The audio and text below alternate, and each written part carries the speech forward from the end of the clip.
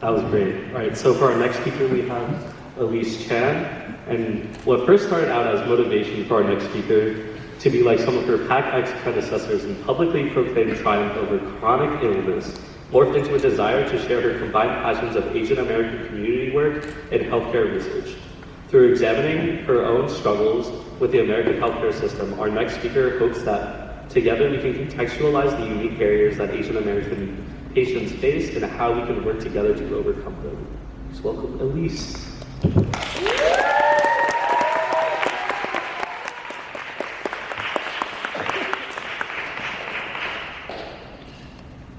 Can you guys hear me? Yeah. Thanks. Okay. As you can probably tell from my intro and my corny ass title, today I'll be talking a little bit about healthcare trends in Asian Americans. Even if you haven't had a lot of interaction with the healthcare system before, I hope that you find my talk at least mildly interesting and learn at least one new fact from my talk today, since we'll all have to use the healthcare system one way or the other in the future. This slide is here to point out that I don't have any actual professional qualifications to talk about this topic, but I have had some hilariously dysfunctional experiences myself as a patient, so it's sort of become a weird research passion of mine.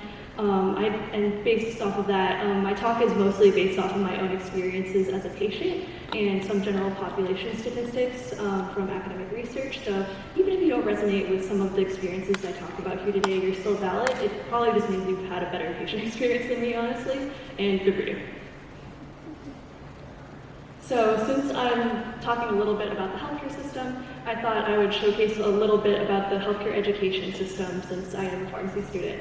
So patient cases are pretty much a staple of clinical classes. It's kind of a tool that they use so that students are able to apply kind of like abstract knowledge to be able to, like on a mock patient, to be able to understand how it works in the real world, and so it's not as abstract. So these are actual slides from one of my diabetes lectures, just to like give you a taste of what we do in those classes, like what the hell are we doing all day studying. So given that, let's try out a patient case. I'm going to give you a little cheat for some of the weird medical jargon. So ATC is a 22-year-old female presenting to clinic today with the chief complaint of severe recurrent headache, which she rates 6 out of 10 on the pain scale. Her past medical history is significant for episodic migraine for the past 2 years, and she has no prior medications.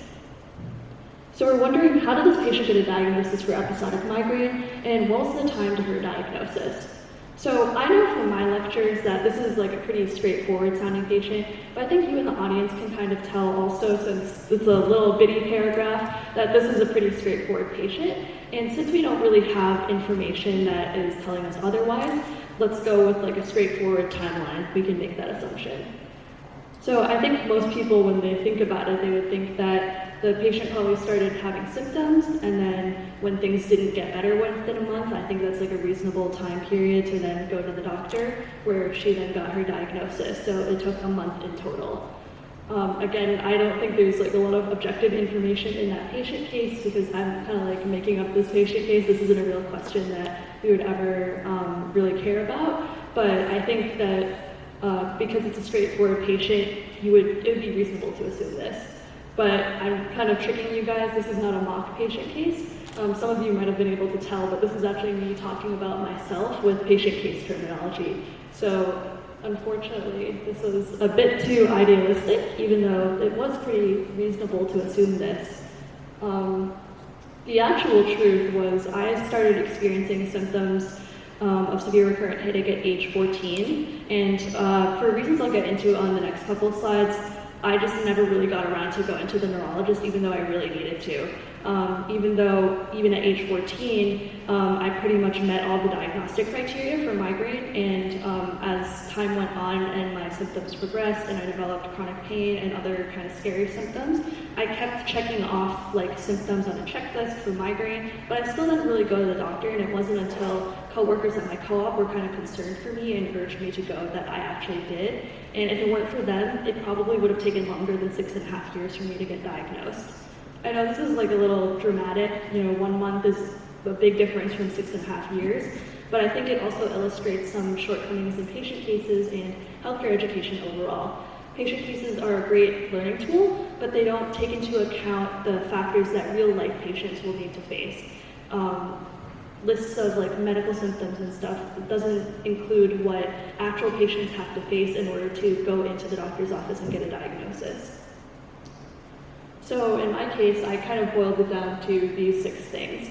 Inherently with having frequent gearing on constant pain, instead of having this threshold where you listen to your body and you decide that it's time to go seek help, you just develop coping mechanisms instead to deal with it because you're dealing with it every day and you kind of become numb to it, so you never have that moment where you're like, maybe I should go to the doctor. And even if you do, there's a lot of delays in the healthcare system, as we all know. That probably deters a lot of people from following through, or it just further delays people from getting the care they need. It's not the fault of any provider, it's part of living in a broken healthcare system. But nonetheless, it sends the wrong message to patients that their problems don't matter if they don't get an appointment right away.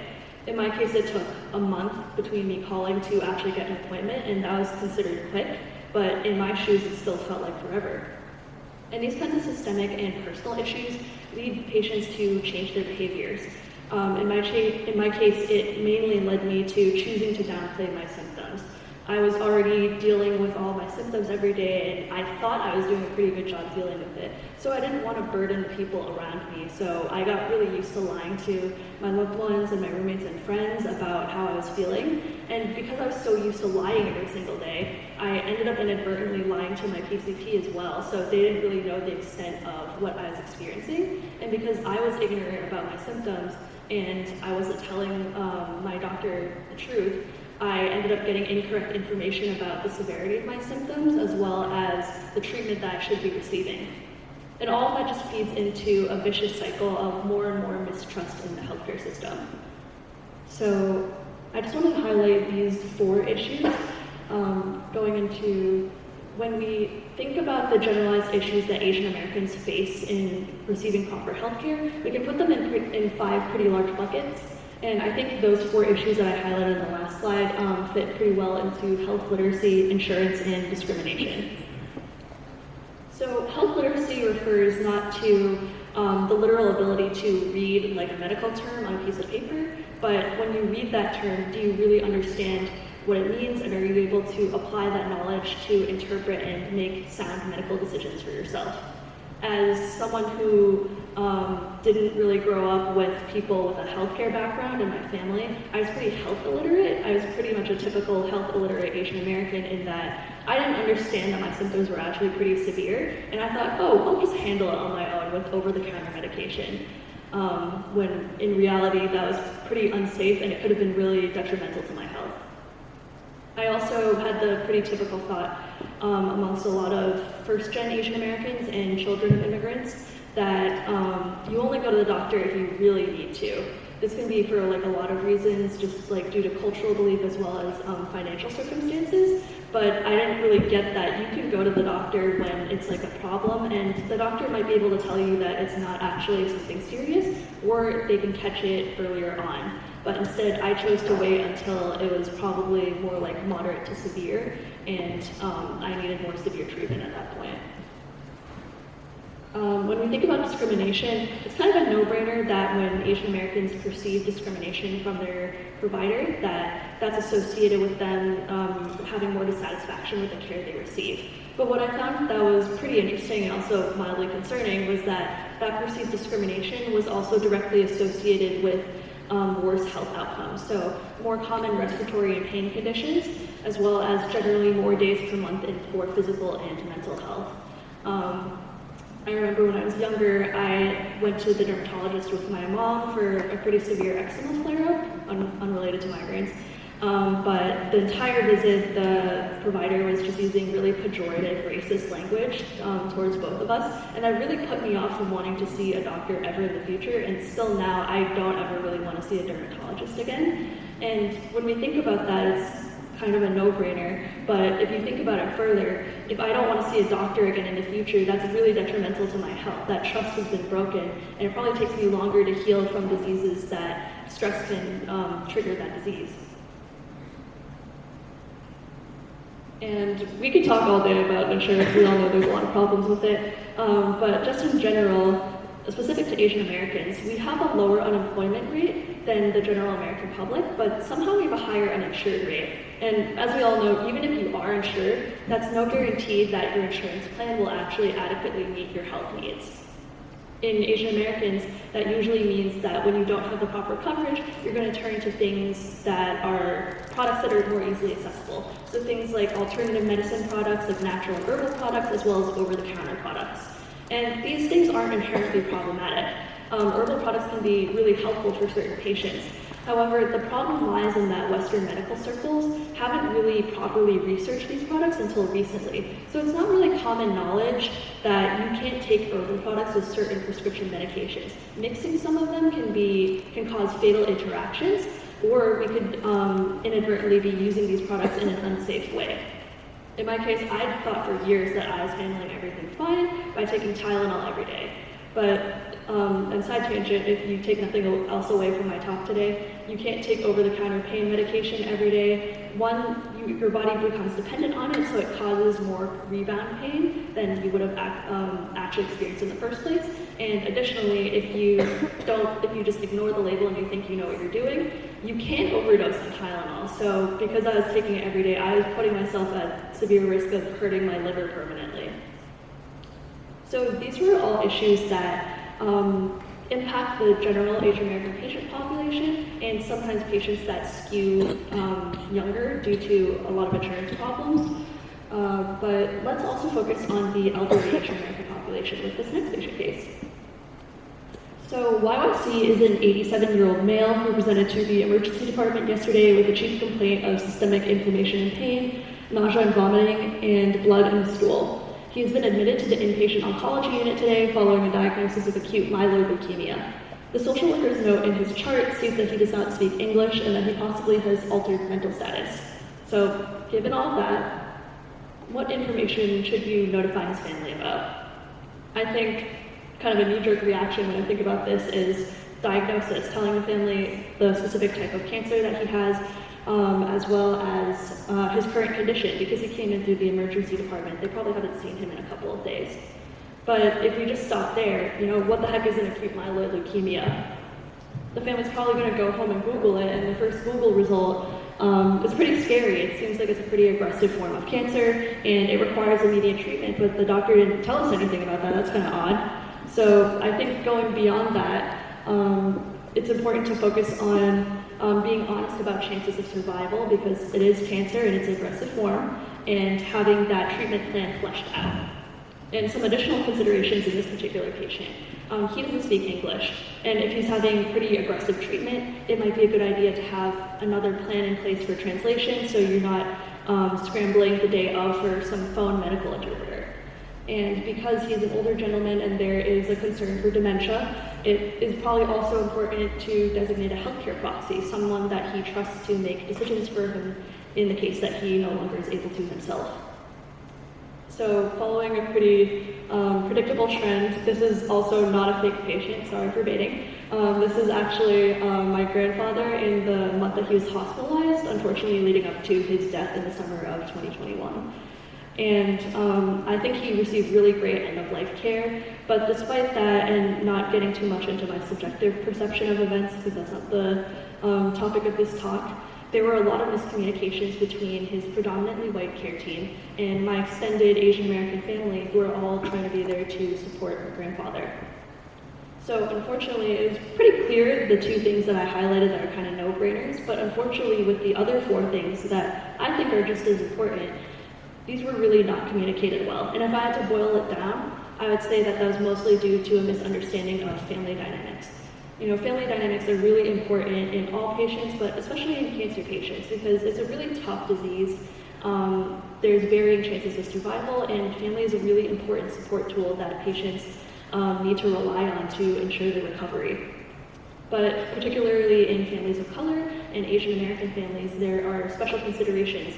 In my family, things like filial piety, multilingualism, and spirituality, those things often get ignored, especially by predominantly white care teams. Additionally, there's this thing in some Asian healthcare systems called family-centric care. In America, we're pretty used to patient-centric care, where the patient is basically calling all the shots, making all the decisions.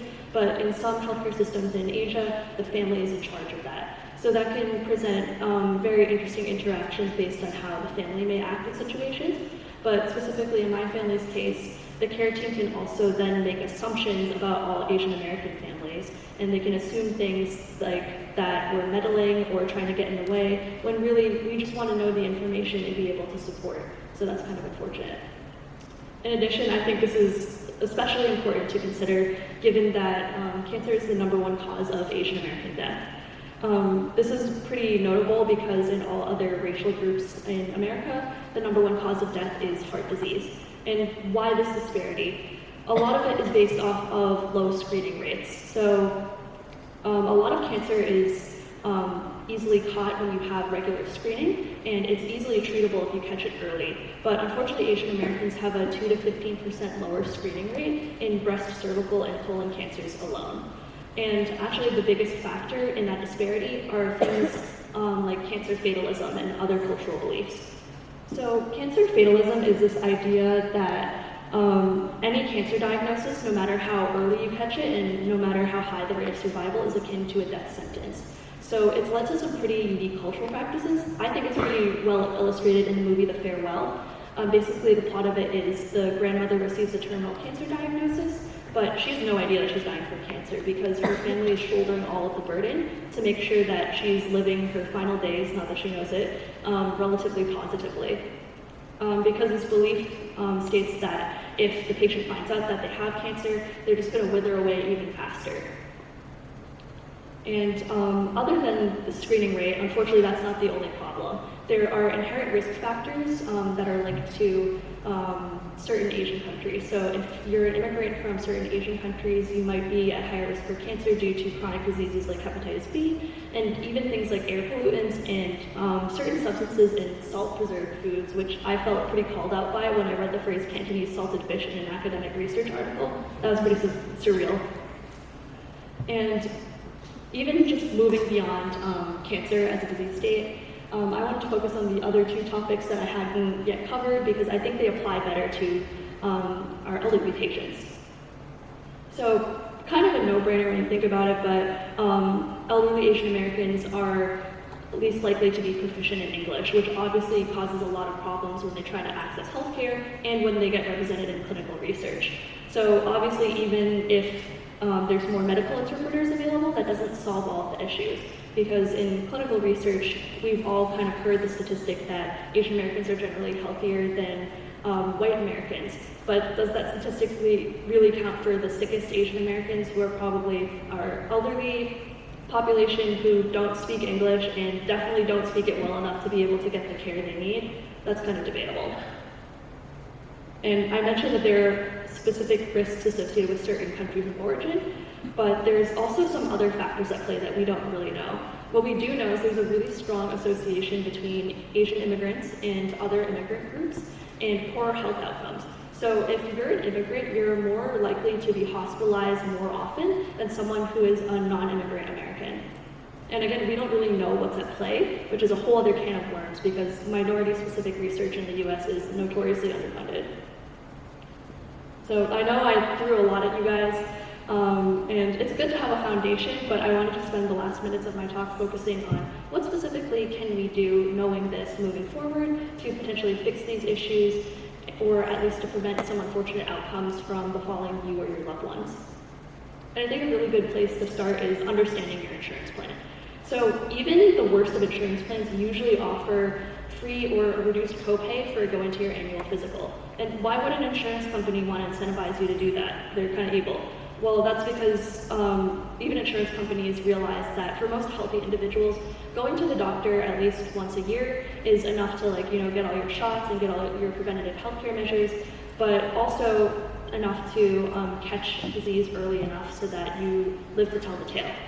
You're really only cheating yourself if you don't take advantage of that. And once you're at the doctor, depending on your comfort level, obviously, but try to be an active participant. Asking questions, even if it's like about a weird rash that you're kind of embarrassed to talk about, or you're kind of embarrassed to need clarification for certain terms. Don't feel embarrassed. you're not the one with professional training. Your provider is the one who has been trained to be able to explain all this information to you in a way that you can understand and make the proper decisions for yourself. So never feel bad for asking questions. Kind of a pivot from that, try not to be afraid of medication. I know this is really ironic coming from a pharmacy major, but I'm also a child of immigrants. So if you're someone who's really afraid of starting medication and is actively trying to avoid being put on it, I totally get you. That was me for most of my life until pretty recently. I know that I'm not going to be the person to convince you on that. Like, no one convinced me either. I kind of just had a wake-up call moment where I woke up and I realized I didn't want to put 100% of my energy into appearing like I could function normally, when really I was like passed out in bed all day and I was relying on neck pillows and salon paws to be able to sit up straight in a chair, when I could be doing more steps to really take care of myself. And for me, that was medication. It doesn't work for everyone, and you do need to put in the work to have healthy habits on top of taking medication. But as someone who is able to function relatively normally, and someone who used to have headaches almost every day that were pretty debilitating, to someone who has headaches at most once a month, it's been really helpful for me. So I suggest you look into it if you're interested in making a change for yourself. When we think about supporting our elderly population specifically, I think supporting community health centers is a really great one-step action plan. There are these facilities that provide free transportation to elders so that they can socialize with other people who speak their language, as well as receive on-site care that is, again, provided in their language. So it's really comfortable for these elders. And additionally, my grandmother actually has been to one of these centers for the past couple of years, and I've seen an improvement both in her mental health because she gets that socialization aspect, but also in the mental health of my family. So in my parents and aunts and uncles, they don't have to shoulder the burden alone, being caretakers for transportation and oftentimes being unprofessional medical interpreters when translation services aren't available. That burden is shared by the wonderful people at these centers. When we think about more actionable things, I think we do a pretty good job as a younger generation taking part in preventative healthcare measures, like staying up to date with vaccines. But it's important to remember that down the line when we're like in our mid-40s, when unfortunately we do have to think about cancer screening, so things like colonoscopies, which no one's excited to do. But I think it's important to keep in mind then that 1 to 2 days of annoyance and inconvenience is well worth it to be able to catch and treat completely preventable diseases and to not be part of that pretty horrifying statistic of cancer death in Asian Americans. I'm pretty optimistic that in our generation we can change that so that cancer is no longer the leading cause of death. And finally, probably what's most important but also the most difficult to do, participating in clinical trials, clinical research. I know all of us have a pretty good reason to be have a healthy mistrust in the healthcare system, and that includes clinical trials and clinical research, but we're not going to continue to make forward progress if we don't also take action. It's important that Asian Americans are properly represented in the research population, because without a proper sample size, scientists won't be able to come up with conclusive data that finds that maybe Asian Americans need a specific treatment to meet our specific needs. We're never going to know that if we're not well represented, so it's important to participate. I think because we go to school in Boston, it's a little bit easier because there's some more reputable research institutions around that are more transparent about their research, and oftentimes it can be just a short interview that might even give you financial compensation. So if you're interested, I definitely suggest that you check that out because it's very important, because all medical treatment is based off of clinical research. I know that I threw a lot at you guys today, and I didn't even begin to scratch the surface on all the problems in the healthcare system, but one thing I did want to note for Asian Americans is that we're unique in that we're very community-oriented, and community is our most powerful tool because we're able to care for each other, educate, and support one another, as well as band together to create this change. Additionally, a lot of members of our community have a vested interest in becoming future healthcare professionals, so we're able to make that change from both sides as patients and providers. I know that the future is brighter for our community because of our community. So thank you all for being part of the PAACx community and listening to my talk today.